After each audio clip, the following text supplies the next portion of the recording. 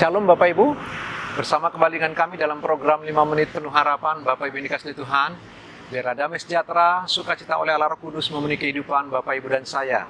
Kita melanjutkan Bapak Ibu yang dikasihi Tuhan, setelah Yakub mati ditangisi sampai 117 hari perkabungannya, lalu dibawa sampai ke Kanaan Bapak Ibu yang dikasihi Tuhan.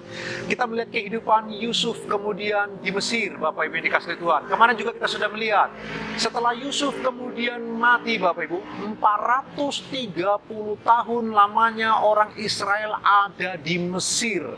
Kelihatannya mereka mungkin, saya tidak tahu Bapak Ibu, Alkitab seperti berdiam di sana. Tapi apakah mungkin bangsa ini sudah melupakan tanah perjanjian? Mereka tidak kembali ke tanah Kanaan. Mereka tetap diam di Mesir Bapak Ibu. Sampai muncul seorang Firaun yang tidak pernah mengenali Yusuf Bapak Ibu. Tapi poin yang kita mau renungkan bersama-sama Bapak Ibu, 430 tahun mereka ada di Mesir. Ketika kemudian Yusuf mati, Yusuf kembali berpesan, seperti bapaknya berpesan, Yusuf tidak mau dikubur di Mesir.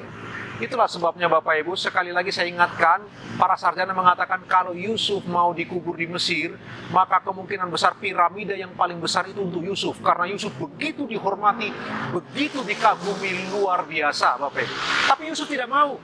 Yusuf mau bahwa tulang belulangnya dia juga dikubur bersama dengan kakek moyangnya di tanah Kanaan itu Bapak Ibu. Dan kalau Bapak Ibu melihat, ketika orang Israel melakukan eksodus keluar dari Mesir Bapak Ibu, apa yang mereka bawa Bapak Ibu yang dikasihi oleh Tuhan?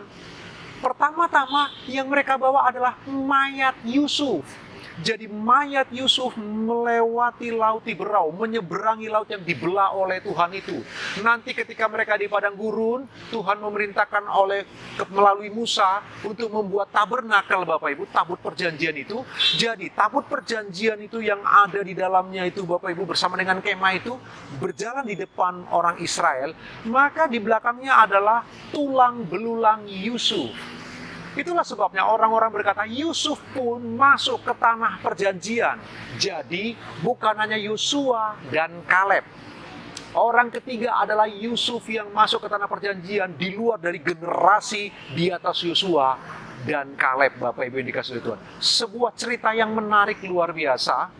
Tradisi yang luar biasa Bapak Ibu, di mana tulang belulang Yusuf dipindahkan ke tanah perjanjian karena Yusuf tidak mau dikubur di Mesir, walau dia begitu terkenal, hidup dengan kemegahan yang luar biasa di Mesir, tapi dia tidak mau dikubur di tanah Mesir. Sebuah cerita yang cukup unik Bapak Ibu yang dikasihi Tuhan, tetapi yang menarik Bapak Ibu. Hari ini kalau kita melihat Mesir Bapak Ibu yang pernah ke Mesir, waktu kami berjalan ke sana Bapak Ibu, Holy Land Bapak Ibu, kami melihat bagaimana kehidupan Mesir yang sudah berubah drastis.